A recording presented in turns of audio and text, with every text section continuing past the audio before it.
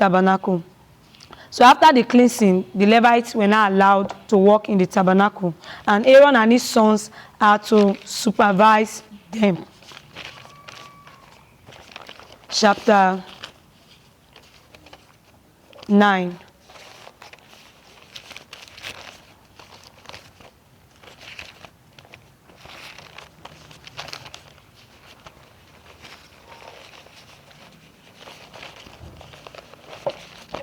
Chapter 9 tells about how God spoke to Moses in the wilderness of Sinai in the first month of the second year, after they came out of the land of Egypt. So God told him that the people of Israel should celebrate the Passover at the appointed time, that they should not celebrate it on the 14th day of the month, in accordance with all its rules and regulations. And Moses told the Israelites, and they did as the Lord commanded Moses. But some of the men couldn't celebrate the Passover because they were defiled by touching a dead person. So they could not offer their Passover lamb that day. And the men went to Moses and Aaron and told them that they could not offer their lamb, that they were unclean. And God prayed to Moses to inquire from him, and God told Moses, and Moses should say to them that if they are unclean because of touching a dead body, they must still celebrate the Lord's Passover. But this time, they should celebrate it on the 14th day of the second month at evening. They should eat the lamb together with bitter herbs, and there should not be any left over. And anyone who did not defy and fails to celebrate the Passover will pay for his sins. Now, on the day the tabernacle was raised up, the cloud covered the tabernacle, the tent of testimony, from evening until morning. The tabernacle is called the tent of testimony. It was above the tabernacle like the appearance of fire. So the children of Israel dwelt in the place where the tent abode.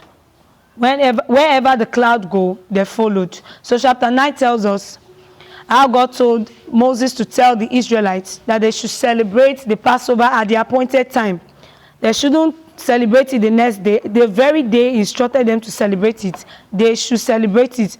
And anyone who is defiled by touching a dead person should celebrate it on the 18th day, and on the 14th day, of the second month. And they should celebrate it in the evening, and should eat the lamb together with themselves with bitter herbs, and there should not be any left over. Chapter 10.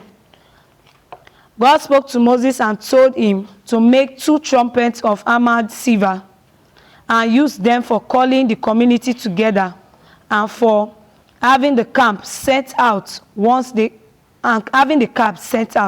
that once the Israelites hear the sound of the trumpet, they will all assemble before the entrance of the tabernacle.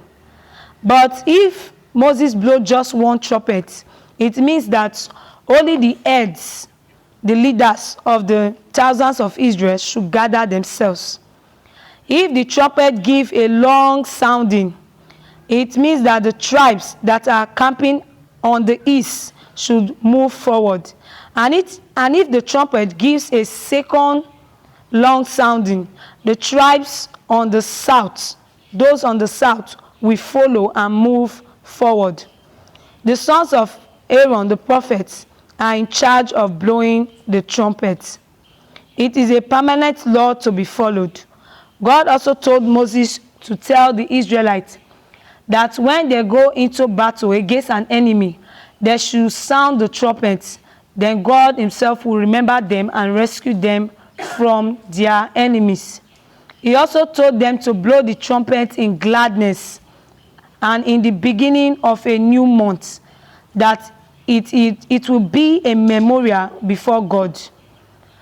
So God is telling Moses, he instructed Moses to make 2 trumpets of hammered silver. The trumpet is so that whenever he blows it, all the Israelites will be gathered together. But if Moses blow just one trumpet, it means that only the leaders, the heads of the children of Israel, those that are appointed to be the leaders there, should gather themselves. And if he blows it and he gives a long sounding, it means that those on the east and the south should gather together. So in the second year, on the 20th day of the second month, the cloud went up from the tabernacle, and the children of Israel took their journey out of the wilderness of Sinai, and the cloud rested in the wilderness of Paran. So as they continued their journey, Moses said to his brother-in-law, Hobab, to come with them to the place that God has promised, that he will give him from the good things that God has promised, and he will also treat him well. But Hobab refused and said that he wants to go back to his country to meet his family. And Moses pleaded with him that he has assured him that he will give him from the things the Lord has promised. And Hobab agreed, and they continued their journey and continued the journey with them to the wilderness of Paran. 11. So the Israelites complained against God, and it displeases God. So while they were embarking on this journey, some of the Israelites